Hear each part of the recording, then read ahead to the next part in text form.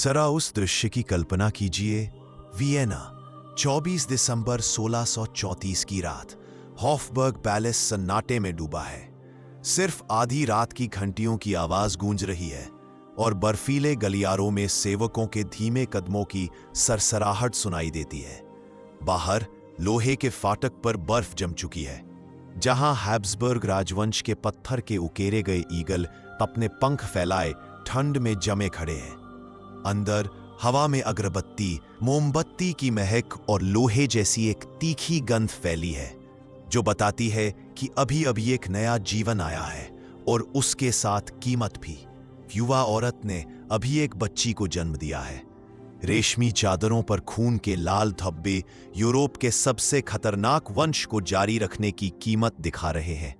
दाई के हाथों में एक नवजात लड़की है, जिसका चेहरा संघर्ष की गर्मी से लाल है। दरबारियों की नजर में वह बस एक और राजकुमारी है, उस लंबी शाही लाइन में एक और कड़ी। लेकिन इतिहास उसे याद करेगा ऑस्ट्रिया की मरियाना के रूप में, यूरोप की सबसे अंदर से टूटी यानी सबसे इनब्रीड रानी के रूप में। उसका खून पीढ़ियों की उलझनों का भूल भुलैया था। चाचों, भतीजियों और चचेरे भाइयों की शादियों ने उसे ऐसा बना दिया था कि उस खून में जन्म के साथ ही विनाश के बीज थे।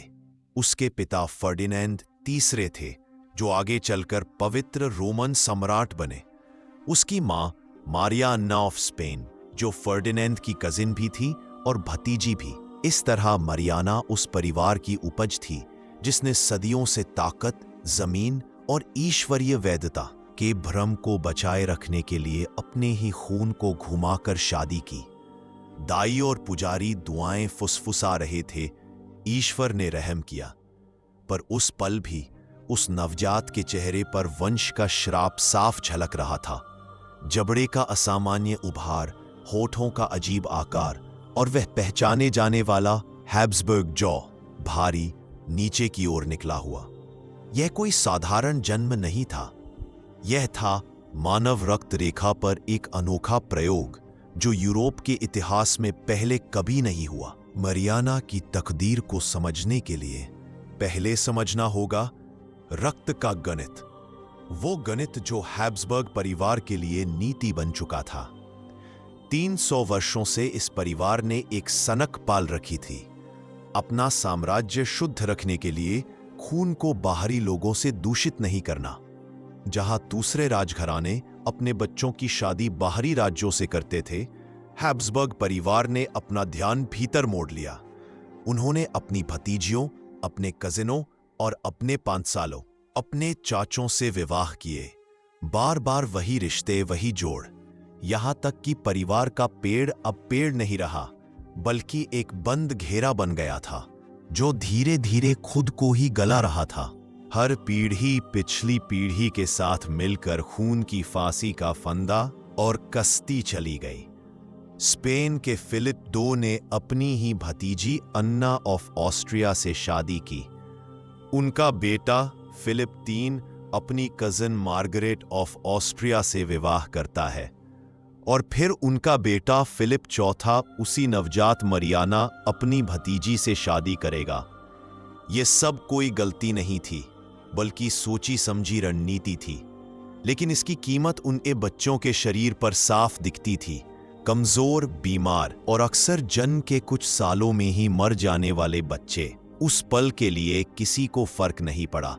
दाई ने बच्चे को सबके सामने उठाया और दरबारियों ने सिर झुकाकर प्रणाम किया। उनके लिए यह बच्ची ईश्वरीय कृपा का प्रमाण थी। पर आधुनिक नजर से देखें तो यही चेहरे जो पेंटिंग में सुंदर बनाए गए थे, असल में बीमारी और पतन के संकेत थे। लंबे खोपड़ी, झुकी आंखें, ढीली मांसपेशियां और बांझपन। जन्म के उसी क्षण से मरियाना एक विरोधाभास थी, वंश की जीत का प्रतीक और उसकी विनाश की चेतावनी भी। जैसे जैसे मरियाना बड़ी हुई, वियना के महलों में सोने की झूलों और रेशमी पालनों के बीच वह अपने मरे हुए भाई बहनों की आत्माओं से घिरी रही। शिशु मृत्यु दर उस दौर में आम थी, पर हैब्सबर्ग परिवार में यह एक शाप जैसा था। कई बच्चे पानी से भरे सिर, टेढ़ी रीढ़ या दुर्बल शरीर लेकर जन्म लेते, जो 1 साल से पहले ही मर जाते। इन मौतों को ईश्वर की इच्छा कहा जाता, पर सच्चाई थी यह आनुवंशिक प्रयोग की कीमत थी। हर छोटी कब्र उस पाप की रसीद थी जो पीढ़ियों से जमा होती जा रही थी। मरियाना कुछ मजबूत दिखती थी, पर उसके चेहरे पर भी वही लक्षण साफ दिखते थे।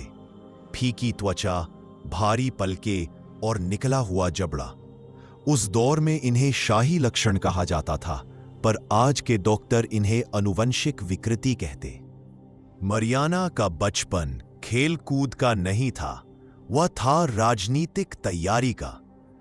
हॉफबर्ग के विशाल हॉल में यूरोप के नक्शे फैले रहते थे। दरबारी उन नक्शों पर बच्चों की शादियां ऐसे तय करते जैसे कोई सैन्य अभियान तय कर रहा हो। वह कभी लड़की नहीं थी, वह थी राजनीतिक पूंजी, उसका गर्भ भविष्य के साम्राज्यों का युद्ध क्षेत्र। उसके चारों ओर हमेशा फुसफुसाहटें होती, ये शादी कहाँ होगी, कौन सी संधि बनेगी। उसके चेहरे पर कोई मासूमियत नहीं देखी जाती थी, बल्कि एक हस्ताक्षर जो अभी लगना बाकी था। उसकी किस्मत जन्म से ही तय थी। चलने से पहले ही उसकी सगाई उसके मामा फिलिप ऑफ स्पेन से तय हो चुकी थी। उसे पहाड़ों के पार दुल्हन बनकर नहीं, बल्कि एक कड़ी बनकर भेजा जाएगा, ताकि स्पेन और ऑस्ट्रिया का गठजोड़ खून के जरिए कायम रहे, चाहे उसकी सेहत और उसके बच्चों की जान क्यों न चली जाए। 17वीं सदी में यह नीति बेदाग लगती थी। शुद्ध खून का मतलब था शुद्ध साम्राज्य, पर असल में यह कमजोरी थी जो पवित्रता का रूप धारण कर चुकी थी। उसके बचपन की पेंटिंग्स आज भी इस भ्रम को दिखाती हैं। चित्रकारों ने सोने की पत्तियों और नर्म रोशनी से उसका चेहरा चमकदार बनाया, जबड़े को पतला दिखाया, होंठों को सुंदर किया। यूरोप भर के दरबारों में ये तस्वीरें राजवंश की महानता का प्रचार थीं, पर इन चित्रों के पीछे छिपा सच था। वही खून जिसने इस परिवार को ऊंचाई दी, अब उसी को अंदर से खोखला कर रहा था। आज की जेनेटिक रिसर्च कहती है, स्पेनिश हैब्सबर्ग्स में इनब्रीडिंग का स्तर इतना ज्यादा था कि वह यूरोप के छोटे गांवों से भी खतरनाक था। जहां आम लोगों के माता पिता एक दूसरे से बिल्कुल असंबंधित होते थे, वहां हैब्सबर्ग माता पिता अक्सर चाचा भतीजी जैसे करीबी रिश्तेदार होते थे। इसका परिणाम था बच्चों में शारीरिक विकृति, बांझपन, गर्भपात और ऐसे उत्तराधिकारी जो कुछ महीनों में ही मर जाते। मरियाना का खून इस जाल का सबसे घना धागा था। उसकी नसों में सिर्फ साम्राज्य की ताकत नहीं बह रही थी, बल्कि सदियों की आनुवंशिक गलती का बोझ भी। वह वही विरासत अपने बेटे चार्ल्स II को देगी, जिसका मुड़ा हुआ शरीर और त्रासद शासन स्पेनिश हैब्सबर्ग शक्ति के अंत की निशानी बनेगा। लेकिन उस वक्त वह सब आने वाले दशकों की बात थी। अभी तो वह वियना की हवेलियों में एक बच्ची थी, आचार और चुप रहने की कला सीखती हुई। जल्द ही उसे उस जगह भेजा जाएगा जहां खून की कीमत उसे समझ आ जाएगी, मैड्रिड का राजमहल। जब वह 15 साल की हुई, राजनीति का पहिया घूम चुका था, उसकी किस्मत लिखी जा चुकी थी। उसे ऑस्ट्रिया छोड़कर स्पेन जाना था, एक ऐसी यात्रा जो उसे न केवल परिवार से अलग करेगी, बल्कि वियना की खुली जिंदगी से भी काट देगी। मैड्रिड का दरबार उसके इंतजार में था, जहां रानियां स्त्रियां नहीं, धार्मिक मूर्तियां होती थीं। रिवाजों की परतों में लिपटी, हर मुस्कान मापी गई, हर कदम निर्धारित। वह जानती थी असली परीक्षा नैतिक नहीं, जैविक है। क्या वह ऐसा पुत्र जन्म दे सकेगी जो साम्राज्य को आगे बढ़ाए, या उसके बच्चे भी उसी शापित रक्त के साथ जन्म लेंगे? वियना में बर्फ गिरती रही, महल की पत्थर की दीवारें वही रहीं, लेकिन उनके भीतर इतिहास ने करवट ले ली थी। मरियाना उस वंश की संतान थी जो अपनी ही ताकत से नष्ट होने जा रहा था, और उसे खुद उसका सबसे बड़ा सबूत बनना था। वियना 1639। भव्य गिरजाघर के ऊंचे वेदी के सामने एक 15 साल की लड़की खड़ी है, चांदी के ब्रोकेड के गाउन में, इतना भारी कि उसका दामन पत्थर के फर्श पर घिसटता हुआ चलता है। ये है मरियाना ऑफ ऑस्ट्रिया, जो अब उस मकसद को पूरा करने जा रही है जिसके लिए वह पैदा हुई थी। लेकिन जिस व्यक्ति से उसकी शादी हो रही है वह वहां मौजूद भी नहीं। उसका मामा फिलिप चौथा, स्पेन का राजा, शादी की रस्म में एक राजदूत के जरिए अपने वचन दिला रहा है। शादी असली थी लेकिन दूल्हा गैर हाजिर। वह उससे लगभग 30 साल बड़ा था। मरियाना सिर झुकाकर याद किए हुए वचन दोहराती है, शायद बिना समझे कि वो क्या कह रही है। दरबारी धीरे से फुसफुसाते हैं, क्या शानदार गठजोड़ है, स्पेन और ऑस्ट्रिया फिर से एक हो गए। पर गिरजाघर की छाया में एक और सच्चाई लटक रही थी। हर पीढ़ी के साथ रक्त का ये जाल और उलझता जा रहा था, और अब यह परिवार खुद अपने ही खून से घुटने वाला था। शादी का दिन खत्म हुआ और कुछ हफ्तों बाद मरियाना की विदाई यात्रा शुरू हुई। भारी गाड़ियां, दहेज के संदूक, सैनिकों की कतारें, मानो किसी अंतिम यात्रा का जुलूस निकल रहा हो। सिर्फ फर्क इतना था कि ताबूत में नहीं, वो खुद जिंदा बैठी थी, अपने भविष्य की कब्र की ओर जाती हुई। रास्ता लंबा था। आल्प्स की बर्फ से भरे पहाड़ों को पार करते हुए वो धीरे धीरे स्पेन की सूखी जमीन पर पहुंची, एक ऐसी जगह जहां रानियां इंसान नहीं बल्कि पवित्र अवशेष, होली रेलिक्स की तरह रखी जाती थी। जैसे ही उसने स्पेन की जमीन छुई, उसके साथ आई ऑस्ट्रियाई सेविकाएं वापस भेज दी गई। उनकी जगह अजनबी चेहरे आ गए जो झुककर सलाम करते, पर आंखों में ठंडापन लिए उसे परखते रहते। उनके लिए वह मरियाना नहीं थी, वह थी रानी, एक बर्तन जिसमें स्पेन की उम्मीदें रखी गई थी। पर शादी के कुछ ही हफ्तों में फुसफुसाहटें शुरू हो गईं। स्पेनिश दरबार के लोग राजा फिलिप के पहले बच्चों की मौतें नहीं भूले थे। हर कोई मरियाना के चेहरे को देखता, उसकी फीकी त्वचा, भारी पलके, मुलायम पर झुके हुए होंठ, और खुद से कहता, यह तो शाही लक्षण है। लेकिन भीतर सभी जानते थे, यह शाही नहीं, आनुवंशिक दोष है। शादी का उत्सव वैभव से भरा था। मैड्रिड की गलियों में शराब के फव्वारे बह रहे थे, गुलाब की माला से सड़कें सजी थीं। गांवों ने अपने खजाने लुटा दिए इस खुशी में। राजा फिलिप चौथा सोने लाल वस्त्रों में चमकता हुआ, थका हुआ, बूढ़ा और अपने बच्चों की मौतों से टूटा हुआ आदमी था, और उसके पास खड़ी थी उसकी भतीजी और पत्नी मरियाना, जिसकी चांदी की पोशाक मोमबत्तियों की रोशनी में किसी तलवार की तरह चमक रही थी। उसके बगल में खड़ी थी राजा की बेटी मारिया थेरेसा, जो उम्र में मरियाना से लगभग बराबर थी। दृश्य विडंबनापूर्ण था। एक सौतेली मां जो बेटी की उम्र की थी, पर कोई हंस नहीं सका क्योंकि इस शादी पर साम्राज्य की नींव टिकी थी। स्पेन का दरबार अब उसका नया पिंजरा था। जहां वियना में थोड़ी हंसी और आजादी थी, वहां मैड्रिड में हर सांस पर नजर रखी जाती थी। रानियां वहां चलती भी एक तय कोरियोग्राफी में थी। हर मुस्कान नापी जाती थी, हर शब्द रिकॉर्ड किया जाता था, यहां तक कि उसकी प्रार्थनाएं भी राजा के चुने हुए पादरी के तहत होती थी।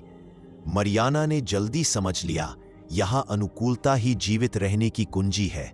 उसने सीखा कि सिर झुकाने का सही कोण क्या है, कब मुस्कुराना है, चुप रहना है, और कब डर को गरिमा में बदलना है। उसका शरीर नाजुक था, पर दिमाग तेज, क्योंकि गलती करने का मतलब था राजनीतिक मौत। पर असली परीक्षा राज सिंहासन पर नहीं, बल्कि पालने में थी। स्पेन को एक बेटे की जरूरत थी। यूरोप की नजरें उसके गर्भ पर थी, मानो युद्ध का नया मोर्चा वहीं हो। 1651 में उसका पहला बच्चा हुआ, मार्गरेट थेरेसा। बच्ची जीवित रही, बढ़ी और आगे चलकर अपने ही मामा मरियाना के भाई से विवाह करेगी। दरबार में इसे चमत्कार कहा गया, लेकिन आज के नजरिए से देखें तो यह श्राप की अगली कड़ी थी। 1655 में दूसरी बेटी मारिया अम्ब्रोसिया पैदा हुई, जो कुछ महीनों में मर गई। कहा गया ईश्वर की मर्जी थी, पर असलियत यह थी, वह भी उसी रक्त जाल की शिकार थी। दरबार में फुसफुसाहट थी कि उसका चेहरा जन्म से ही विकृत था। 1657 में हुआ फिलिप प्रोस्पेरो, एक बेटा। 4 साल तक स्पेन में उम्मीद की लौ जली रही। चित्रकारों ने उसे स्वस्थ और दिव्य दिखाया, पर 1661 में वह भी मर गया। फिर वही शोक, वही जुलूस, वही मौन। लोगों को अब यह समझ आने लगा था, यह मौतें संयोग नहीं है, यह पीढ़ियों के पापों की कीमत है। 1661 में एक बेटा हुआ, चार्ल्स। वह जिंदा रहा। पूरे दरबार में यह चमत्कार कहा गया, पर सच्चाई कुछ और थी। वह चमत्कार नहीं, शाप का सबूत था। बचपन से ही उसका शरीर टेढ़ा था, चेहरा असंतुलित, जबड़ा बहुत बड़ा, बोलने में कठिनाई और विकास बहुत धीमा। नौकरानी उसे पवित्र मानती, पर फुसफुसाती, यह बच्चा जादू सा है, शायद अभिशप्त। बाद में इतिहास उसे कहेगा चार्ल्स द्वितीयन एल हेचिजादो, यानी जादू से ग्रस्त राजा।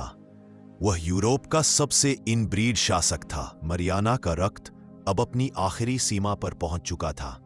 मरियाना ने इतने गर्भ, इतनी मौतें और इतने ताने झेले, पर वह टूटी नहीं। रेशमी वस्त्रों और मोतियों में लिपटी वह हर दिन मुस्कुराती रही।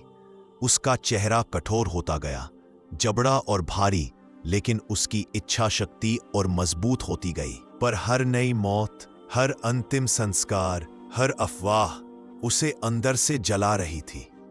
अब साम्राज्य की किस्मत एक बच्चे के कमजोर कंधों पर थी, जिसका शरीर पहले ही खून के बोझ से झुक चुका था। दरबार अब भी ईश्वर की कृपा का जश्न मनाता था, पर अगर आप उस भीड़ के पीछे खड़े होकर देखते तो सच्चाई साफ दिखती। जिसे वे पवित्रता कहते हैं, वह असल में सड़न है। जिसे वे वैधता कहते हैं, वह असल में कमजोरी है। मरियाना, जो कभी चांदी के गाउन में एक मासूम लड़की थी, अब उस धीमी मौत की कहानी का केंद्र बन चुकी थी, जो 300 साल से लिखी जा रही थी। साल 1665। मद्रिद का अल्काजार महल काले बादलों के नीचे चुपचाप खड़ा था। उसकी मीनारें ऐसे लगती थीं जैसे किसी थके शहर के पहरेदार हों। वो शहर जो हार और कर्ज के बोझ तले झुका हुआ था। उसके पलंग के पास खड़ी थी एक औरत, काले रेशमी कपड़ों में लिपटी, और दशक थी चेहरे पर पीली लेकिन कठोर शांति। Mariana of Austria. सिर्फ 31 साल की उम्र में वह अब विधवा थी, पर उसके कंधों पर अब एक पूरे साम्राज्य का भार था। उसका बेटा चार्ल्स सिर्फ 4 साल का था, कमजोर, बीमार और पहले से ही उस खानदान के शाप का निशान लिए हुए। उसका जबड़ा असामान्य रूप से बड़ा था, जीभ भारी, बोलने में कठिनाई, और शरीर इतना नाजुक की लगती थी जैसे किसी भी दिन टूट जाएगा। लोग फुसफुसाते, वह उत्तराधिकारी नहीं, एक चेतावनी है। पर मरियाना के लिए यह डर नहीं, दायित्व था।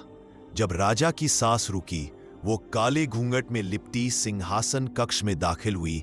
अब वह दुनिया की सबसे बड़ी साम्राज्ञी थी। स्पेन, जो मैड्रिड से लेकर मेक्सिको, नेपल्स से लेकर मनीला तक फैला था, अब उसके शासन के अधीन था। सूरज की किरणें जब महल की रंगीन खिड़कियों से छनतीं, तो दरबार में धूल के जर्रे सोने की धुंध की तरह चमकते थे। दाढ़ी वाले अमीर दरबारी उसके आगे झुकते, पर उनके मन में रोष और शक था। उनके लिए वह विदेशी थी, एक ऑस्ट्रियाई, एक औरत और एक रीजेंट रानी, उनकी परंपरा के खिलाफ। लेकिन कानून और खून दोनों उसके पक्ष में थे। वह फरमानों पर हस्ताक्षर करती, मंत्री नियुक्त करती और एक डूबते साम्राज्य को संभालने की कोशिश करती रही। उसका पहला बड़ा कदम सभी को चौंका गया। उसने अपने ऑस्ट्रियाई जन्म वाले पादरी जुआन निथार्ड को मुख्यमंत्री बना दिया। महल के बाहर स्पेन धीरे धीरे टूट रहा था। फ्रांस का राजा लुई 14वां सीमाओं पर कब्जा कर रहा था। पुर्तगाल बगावत कर आजादी हासिल कर रहा था और हर तरफ सवाल उठ रहा था, क्या चार्ल्स कभी शासन कर पाएगा? मरियाना ने जवाब दिया, धैर्य और राजनीति से। वह समझदार थी। उसने समझौते किए, युद्धों को टाला और यूरोप को विश्वास दिलाया कि स्पेन अब भी मजबूत है। वह अपने भाई ऑस्ट्रिया के सम्राट लियोपोल्ड प्रथम को चिट्ठियां भेजती, रणनीतियां बनाती और फ्रांसीसी खतरों के सामने अपने परिवार को एकजुट रखती। लेकिन असली खतरा बाहर नहीं, अंदर था। डॉन जुआन ऑफ ऑस्ट्रिया, राजा फिलिप का नाजायज बेटा, अब उसका सबसे बड़ा दुश्मन बन गया था। वह स्पेनिश खून से था और जनता उसे सच्चा वारिस मानने लगी थी। उसकी आवाज सड़कों पर गूंजती, विदेशी रानी को हटाओ, स्पेन पर स्पेनिश शासक होना चाहिए। मैद्रिद की गलियां नारे लगाती ही, नीचे गिराओ ऑस्ट्रियाई औरत को। और मरियाना जानती थी ये अब शक्ति का नहीं, अस्तित्व का खेल था। महल अब एक शतरंज बन गया था। हर नियुक्ति, हर साजिश, हर मुस्कान एक चाल। वो लोगों के सामने कोमल दिखती, पर अंदर से इस्पात जैसी हो चुकी थी। उसने सीखा कि कब झुकना है, कब डटना है, पर एक सच्चाई उससे नहीं छिपी। उसका बेटा हर दिन और कमजोर हो रहा था। 1660 के दशक के आखिरी सालों तक अफवाहें अब फुसफुसाहट नहीं, खुली चर्चा बन चुकी थीं। कहा जाने लगा कि चार्ल्स चल नहीं सकता, उसकी जीभ इतनी बड़ी है कि बोल नहीं पाता, जबड़ा इतना निकला हुआ कि दांत मिलते ही नहीं। वह दौर था जब हर कोई जानता था ये बच्चा राजा नहीं बन पाएगा। फिर भी रानी मां मुस्कुराती रही, हर सभा में भाग लेती रही, हर विरोधी को जवाब देती रही। 1659 में जब विद्रोह बढ़ा और चर्च तक ने उसके खिलाफ बोलना शुरू किया, तो उसने अपना सबसे वफादार साथी निथार्ड त्याग दिया। लोग सड़कों पर खुशियां मनाने लगे। रानी की हार मानो जनता की जीत थी, पर वो झुकी नहीं। उसने नए सहयोगी बनाए और फिर से 1760 में डॉन जुआन ने सेना लेकर मैड्रिड पर चढ़ाई कर दी। मरियाना ने समझदारी दिखाई, वह पीछे हटी, टोलेडो चली गई ताकि खून खराबा न हो। कुछ महीनों बाद डॉन जुआन सत्ता में आया, पर किस्मत को कुछ और मंजूर था। 2 साल बाद वह रहस्यमय तरीके से मर गया, बीमारी से या जहर से कोई नहीं जानता। मरियाना फिर लौटी, काले रेशमी वस्त्रों में, घूंघट के पीछे छिपे चेहरे के साथ। अब वह वही स्त्री थी जो हर दुश्मन से बच निकली थी। उसकी जीत में भी उदासी थी, क्योंकि उसका बेटा अब किशोर हो चुका, लगभग मृत शरीर जैसा लगने लगा था। वह चलता तो लड़खड़ाता, बोलता तो लड़खड़ाती जबान से, और उसका शरीर धीरे धीरे गल रहा था। राज्य अब एक मरे हुए सम्राट पर टिका था, और मरियाना जानती थी कि वह सिर्फ समय को खींच रही है, इतिहास को नहीं बदल रही। 1699 में उसने अपने बेटे की पहली शादी तय की, मैरी लुइजा ऑरलियंस, फ्रांस की एक सुंदर और युवा राजकुमारी से। उसकी मुस्कान में उम्मीद थी। लोगों ने सोचा शायद नई रानी का खून इस श्राप को मिटा देगा, पर 10 साल बीत गए, कोई उत्तराधिकारी नहीं हुआ। और जब 1679 में मैरी लुइस मर गई, तो पूरे स्पेन ने शोक मनाया, पर कुछ ने राहत की सांस भी ली। अब एक और कोशिश की जा सकती है। नई रानी आई, मारिया एना ऑफ न्यूबर्ग, जिसके परिवार में बहुत संतानें थीं। पर जब वह महल पहुंची, उसे पति नहीं एक साया मिला। चार्ल्स अब लगभग अपंग था, चेहरा विकृत, जबड़ा सूजा हुआ, दांत इतने टेढ़े कि खाना तक चबा नहीं पाता था। डॉक्टर रोज नए नुस्खे आजमाते, खून निकालना, जड़ी बूटियां, मंत्र और माला, कुछ भी काम नहीं करता। अब यूरोप में कोई भी स्पेन के उत्तराधिकारी पर भरोसा नहीं करता था। राजनयिक अपने देशों को लिखते, राजा अभी जिंदा है, पर असल में मर चुका है। फ्रांस, ऑस्ट्रिया और इंग्लैंड आपस में स्पेन के बंटवारे की योजना बनाने लगे, जैसे कोई लाश के हिस्से बांट रहा हो। मरियाना सब जानती थी। वह हर रिपोर्ट पढ़ती, हर पत्र पर हस्ताक्षर करती, पर हार नहीं मानी। उसने आखिरी दाम खेला, कूटनीति। अपने भाई सम्राट लियोपोल्ड से गुप्त पत्राचार किया। उसने कहा केवल एक और हैब्सबर्ग ही स्पेन की विरासत को बचा सकता है। पर यह विडंबना थी, जिस खून ने साम्राज्य को नष्ट किया अब वही उसका आखिरी सहारा था। साल गुजरते गए, चार्ल्स और बीमार होता गया। वह चलता तो कांपता, खाता तो दर्द से रो पड़ता और ओलता तो ऐसा लगता जैसे किसी मरे हुए युग की आवाज आ रही हो। 1696 मैद्रिद की हवाओं में सर्दी की कराह थी। महल वो खुद भी जैसे थक चुकी थी। मरियाना अब 60 साल की पड़ी थी, थकी, बीमार, लेकिन बिरागार के बच्चों की तस्वीरें थी। वो सब जो मर चुके थे और एक जो अब भी जीवित था, चार्ल्स द्वितीय, स्पेन का आखिरी हैब्सबर्ग राजा। उसकी मौत एक कड़वी विडंबना थी। यूरोप भर में युद्ध की तैयारी हो रही थी, वॉर ऑफ स्पेनिश सक्सेशन, क्योंकि अब सब जानते थे चार्ल्स के बाद कोई उत्तराधिकारी नहीं है। वो मर गई इस विश्वास के साथ कि शायद उसका बेटा अब भी एक वारिस दे सके। पर सच यह था, वो सपना उसी दिन मर गया था जब यह वंश अपने ही खून में डूब गया था। उसका अंतिम संस्कार विशाल था। काले मखमल के झंडों और सोने की मशालों से सजी सड़कें, भीड़ें, प्रार्थनाएं, आंसू। लोग अब उसे विदेशी नहीं, स्पेन की अपनी मां कहने लगे थे। वह दफन हुई एल एस्कोरियाल में, जहां 300 साल के हैब्सबर्ग राजा सो रहे थे। वह इस खून के साम्राज्य की उत्पत्ति भी थी और अंत भी। उसने चालाक दरबारियों को मात दी, विद्रोहों को झेला और एक डूबते साम्राज्य को अपने दृढ़ इरादों से जिंदा रखा। लेकिन खून की गणित को कोई नहीं हरा सकता। हर चचेरी शादी, हर मामा भतीजी का रिश्ता, हर राजनीतिक गठबंधन आखिरकार साम्राज्य की नींव को खा गया। चार्ल्स की मौत के बाद स्पेन का ताज अब हैब्सबर्ग के पास नहीं, बल्कि फ्रांस के बॉर्बन वंश के पास चला गया। 3 सदियों का शासन न युद्ध में खत्म हुआ, न विद्रोह में, बांझपन में। मरियाना की कहानी एक चेतावनी है। जब सत्ता को ईश्वर बना दिया जाए तो इंसानियत मर जाती है। वह केवल एक इनब्रीड रानी नहीं थी, वह एक योद्धा, रणनीतिकार और मां थी, जिसने इतिहास के सबसे अंधेरे पन्नों में अपने नाम को अमर कर दिया। उसने साबित किया कि भले ही खून की विरासत सड़ चुकी हो, पर इच्छा शक्ति और बुद्धि अब भी इंसान को अमर बना सकती है। मरियाना ऑफ ऑस्ट्रिया, वह रानी जिसने अनिवार्य विनाश को भी टाल दिया। वह मर गई, पर उसकी कहानी खून, शक्ति और भाग्य की गणित हमेशा के लिए इतिहास में दर्ज हो गई।